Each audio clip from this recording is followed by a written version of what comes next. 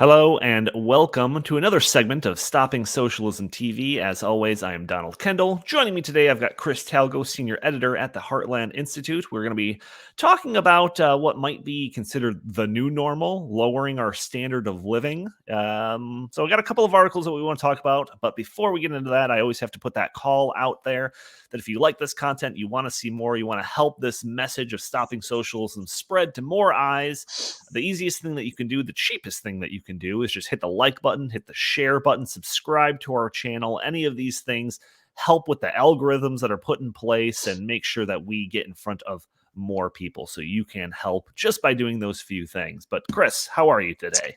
Doing good. How are you, Donnie? Oh, fantastic, fantastic. Although I am a little dismayed at a couple of the articles that I've been seeing recently. There seems to be a trend going on about talking about the supply chain issues and inflation and all these things that you and I talk about all the time, whether it's on Stopping Socialism TV or the In the Tank podcast, where it seems like the solution to these things in the minds of some is to just live with it. This is just going to be the new normal. Like your standard of living is just going to be less, and you just have to live with it. Not any other solutions that we think are more encompassing of the actual the problems that are underlying these things. No, we just have to live with it. So I've got a couple examples, and I just want to go through them here. So the first one is from a Bloomberg. It's a Bloomberg opinion piece. Here, let me pop this up on the screen. Americans need to learn to live more like Europeans. Supply chain shortages are constraining U.S. consumers' endless appetite for buying whatever they want whenever they want. It's about time. So, Chris, I just want to go through this article and kind of get your takes on some of it, because some of the stuff I can kind of like, okay, I see where they're coming from. And some of it's just like, I do not like this. So just based on the headline of the article, which is probably what 90% of the readers of this will only see, what are your thoughts on just the headline? What I think the administration is trying to do is to make the American people less willing to speak up about all the inflation and supply chain problems. So what they're saying is ignore the problem and just live, this lower standard Exactly. of living. Yep. Right. Yeah. Oh gosh. The second article that I have in store for all of you will blow your mind. So just keep watching throughout the end of this video. So I just want to go through and try to read some of this stuff. The article starts off. It's become the conventional wisdom that the U.S. economy is built on America's endless appetite to buy lots and lots of stuff. Household consumption makes up 67% of the GDP. When the economy falters, we're told spending is our patriotic duty. But sadly, Americans can't spend like they used to. Store shelves are emptying, and it takes months to find a car, refrigerator, or sofa. If this continues, we may need to learn to do without and horrors like more like the Europeans. That actually might not be a bad thing, because the US economy could be healthier if it were less reliant on consumption. So that's the opening paragraph. And to me, I had a few issues with that. And I think we might disagree on some of this stuff, because this is actually the author of this is a senior fellow at the Manhattan Institute, which we talk about all the time. We're actually pretty friendly with the Manhattan Institute. So it's not like there's some socialist operation over there or anything like that. They're a free market group. But this idea that like we need to be less resilient on the economy needs to be less reliant on consumption. So to me that feels like your average expendable income for your household shouldn't be spent on just random goods and stuff that you don't necessarily need. It should be spent more on just like keeping the lights on in the house and making sure that you have heat and electricity. Like I don't know. That's what it says to me, and that is like a pretty slippery slope. That's a little worrisome. What do you think when you see that first paragraph?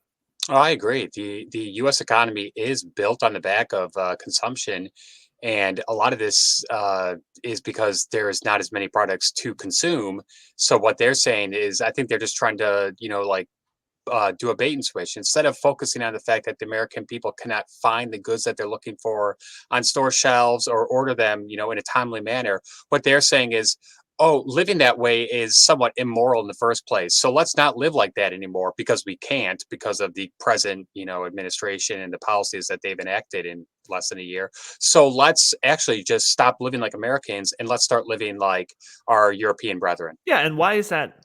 Why would that be immoral to live with, buying goods and stuff that you don't necessarily need? Like that's one thing I don't. That's a disconnect that I have with the author of this. And even in the second paragraph says we've entered an age of overabundance.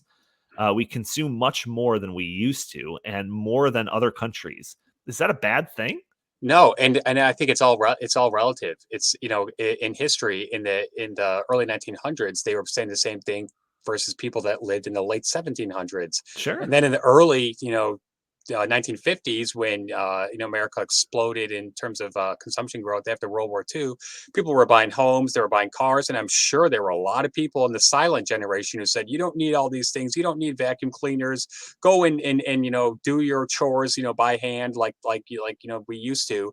So I think some of this is people discounting how great our lives have become due to the fact that we have a highly consumptive economy. Right, right. It says here we consume much more than we used to and more than other countries. Consumption per capita grew about 65% from 1990 to 2015, compared to about 35% growth in Europe. Household consumption makes up only about 50% of the GDP in Germany. And it's like, again, like, is this necessarily a bad thing? I don't understand why this is being presented as a bad thing. And then that, It's go ahead. It's not a bad thing. One of the major differences between European economies, generally speaking, and the American economy is that Europeans are fine with slow growth in a somewhat stagnant economy. Where does all the innovation come from? Where do all the new products generally come from? America, because usually we are the innovators, and it's our appetite for consumption that drives that. So obviously, if people are just consuming just for the sake of consumption and living the lives that are just filled with shopping. I mean, technically you could say, yeah, maybe that's not the most like fulfilling way to live one's life. However, I would much rather have an economy where people are able to buy things and able to buy whatever they want whenever they want Right.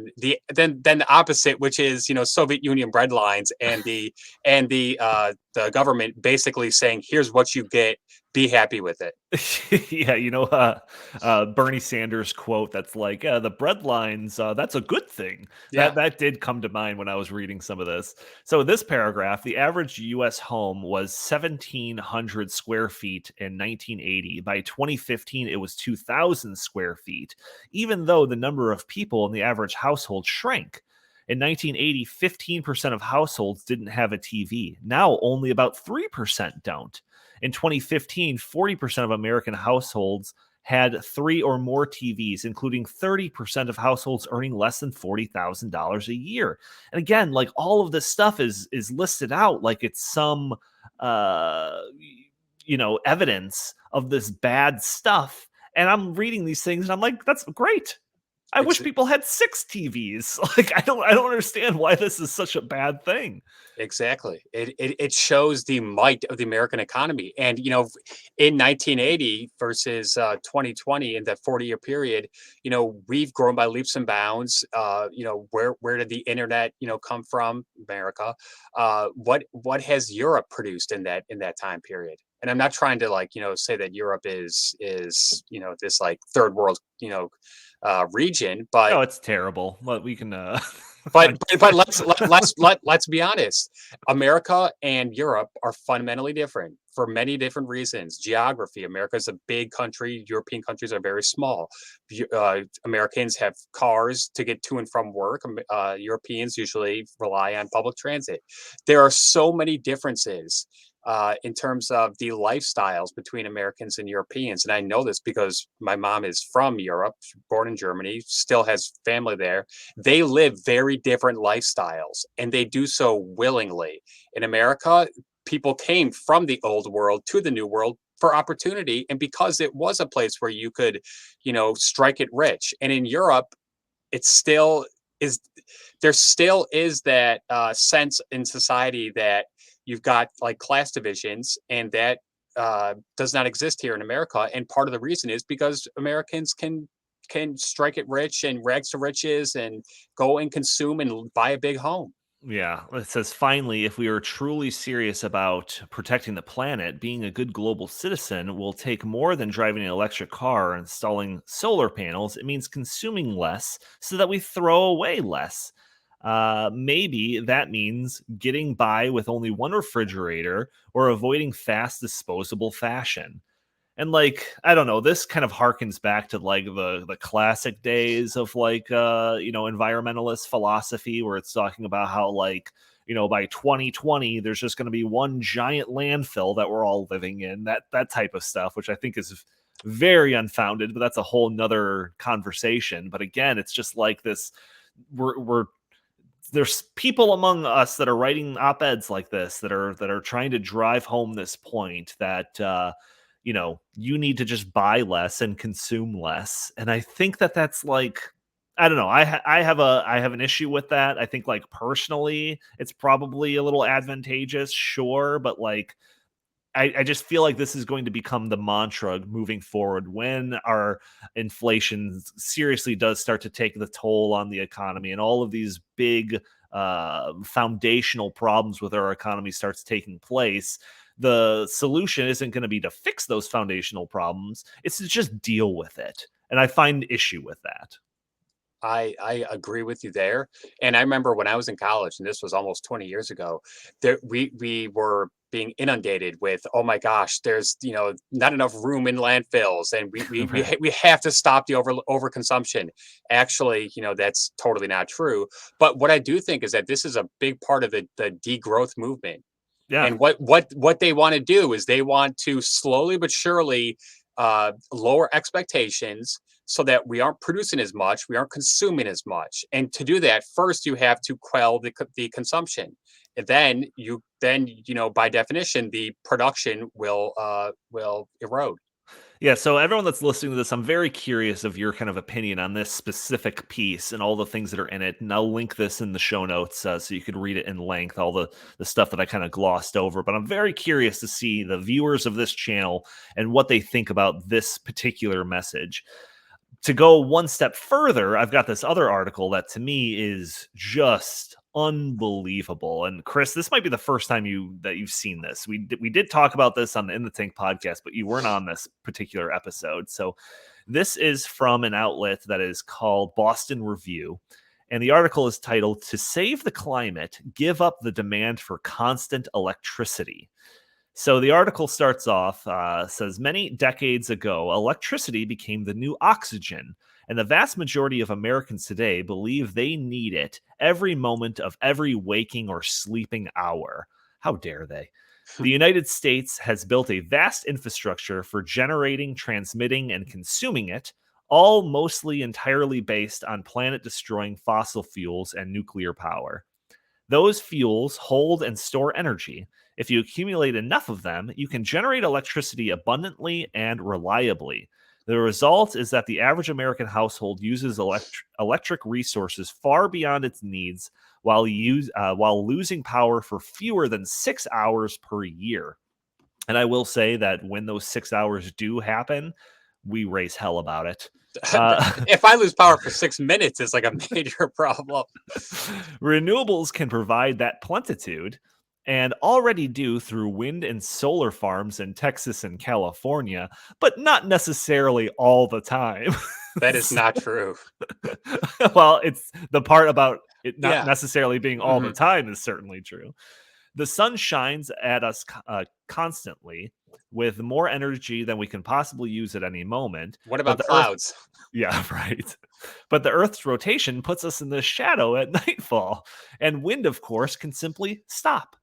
As a result, the leading fossil and nuclear free sources of energy bounce from feast to famine, raising the possibility of more frequent and longer power cuts.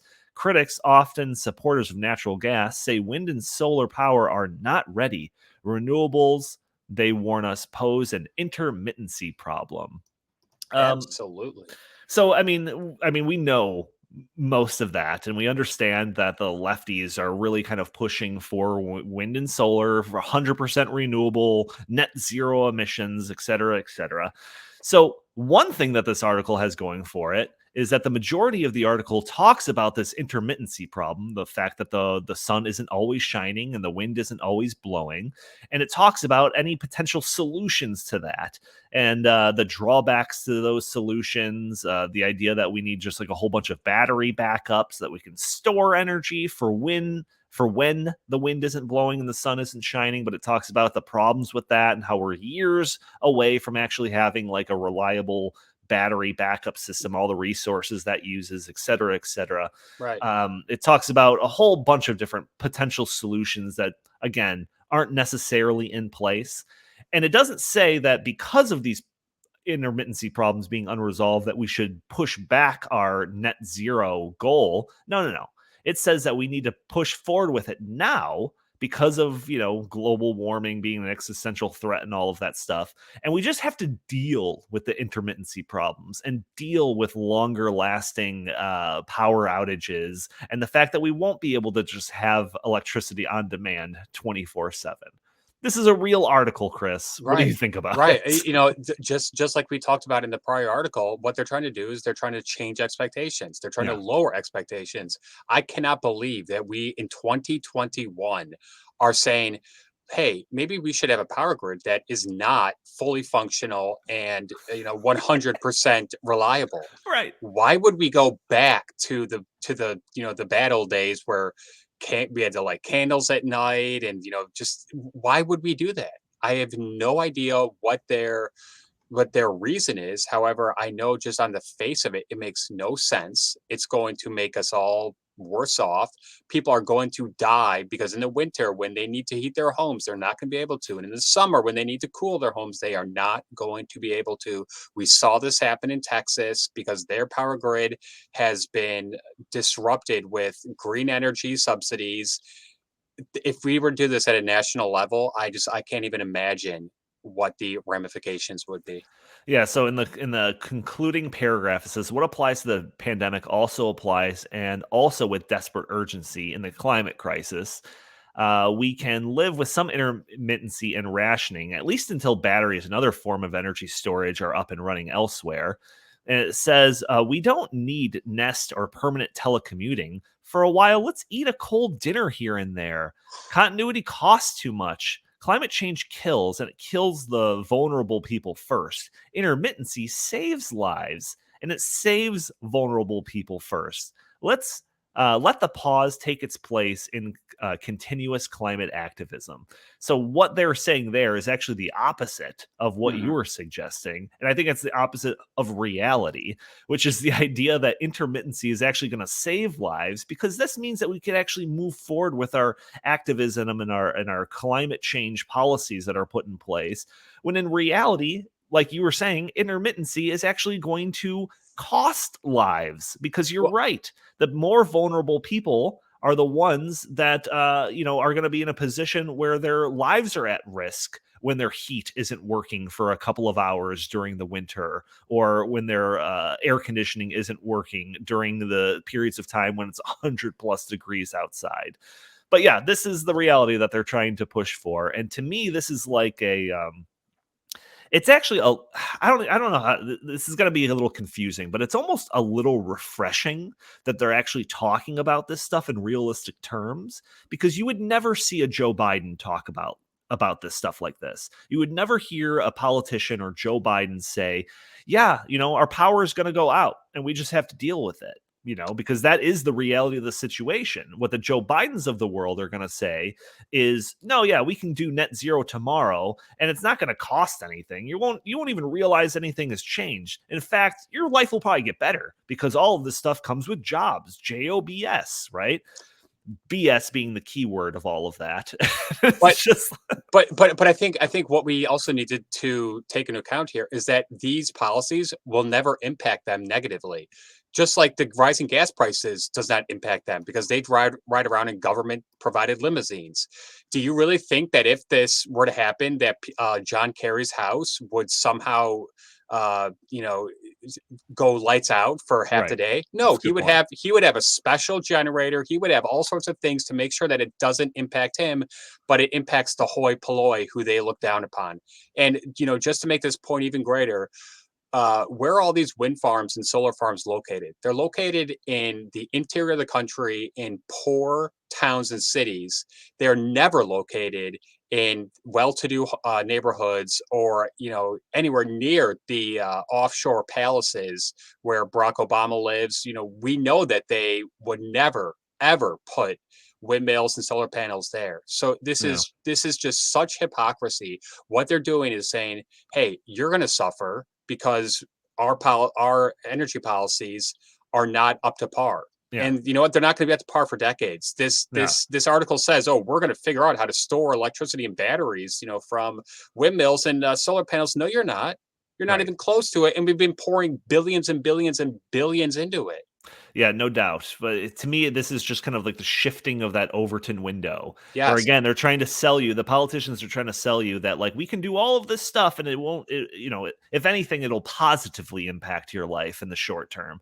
And now we're getting some of these articles that are like, plan on having some cold dinners, plan on having more power outages, but we need to save the planet. So it's like that to me, that's the direction of the rhetoric that's going to go. It's going to try to prepare us for this gloomy future that they have destined us towards. So You know what though? It's extremely desperate. It will not play well with the American people at any level, yeah, that's a right good or point. left. You know? It's a good point. You'll probably only find the real support for stuff like this in the echo chambers of Twitter and things like that. But Yeah, in academia and in places where they can theorize, well, you know for what? The Jen Psaki just recently, I wasn't planning on talking about this, but during a press conference, they were asking her about like the rising gas prices and all of that. And her response to that was, well, rising gas prices is just going to, it's just going to push the need for our agenda even more, Mhm, because gas mhm. prices are so expensive. It's like, it's your policies that are in place that are causing gas prices to be more expensive in the first place. So even when we're in a position where we're dealing with rolling blackouts on a semi-consistent basis, you're never going to be able to say I told you so don't expect to be able to do that, people. We need to stop this stuff from happening in the first place. That is the only way that we'll be able to actually keep these people in check. But And I think that we need to also reject the trial balloons that they're throwing out like this, and like the other thing where, hey, we should live like Europeans. No, if you want to go live like Europeans, go move to Europe. Or if you want to live in a country where blackouts and brownouts are, a way of life, go to a third world country. yeah, even better than that, where it's like, I would really like at least the option. Can I have the option of living like a European and not just like have to because it's a necessity? Like, can it be an option? Like that's all I'm asking for. But That's a great point. all right, that should do it. That should do it for this segment of Stopping Socialism TV. If you like this content, you want to see more, all you have to do is hit that like button, subscribe to our channel on YouTube, go to stoppingsocialism.com, see a whole bunch of great content there. You can also follow us on the different social medias, whether it's Stopping Socialism on Facebook, Stopping Socialism TV on Facebook. We have a Twitter account. We have an Instagram account. We even have a Parler account, so you can find us if you look hard enough. Chris Talgo, you are a ghost on social media, so just join me in saying goodbye to the fine people. Goodbye, everybody. Have a great day. All right. Thank you all for tuning in. We will talk to you next time.